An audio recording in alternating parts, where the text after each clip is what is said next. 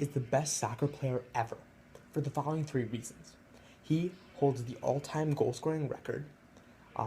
He has played in 4 World Cups, and he elevated his team to a different stratosphere of play.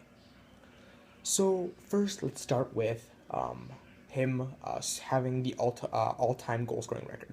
So in 500, so in 300, 1,363 games, like unofficial friendlies, all that stuff, he scored a total of 1,281. So 1,281 goals in 1,363 games. He's almost at 1 goal a game, and he's not too far off from doing that. And that holds the Guinness World Record of most goals ever scored in football by a single player.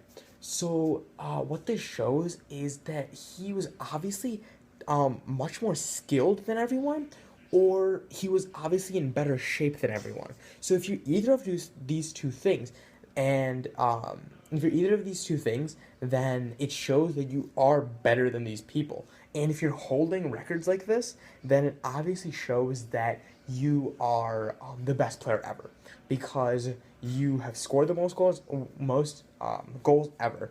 And this isn't coming from like fluke goals. This is coming from absolute brilliance.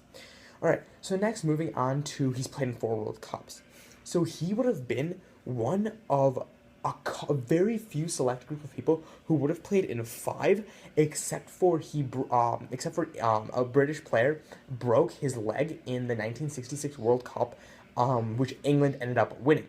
So he ended up breaking his leg, and his team of Brazil could not get too deep into the tournament. But despite that, he played his final World Cup in 1978 or 1970. My bad. He played his final World Cup in 1970. And he's one of a few players who played in 4 World Cups, and it would have been a very select group of people who would have played in five. So this shows that pure excellence of how he's been able to maintain his body and keep going after breaking his leg, after hitting his prime and moving on, and even after his prime playing at a very high rate. And finally, to how he elevates his team. If you've ever seen him play, it's like watching just a picture being painted. It's absolutely gorgeous.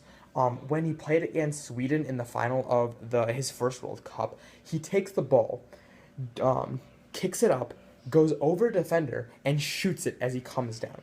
So what this shows is that a 17-year-old kid in his first World Cup, in his first World Cup moments ever, he's able to mentally be there and score a brilliant goal to put his team ahead. And thus, this goal ended up winning them the game.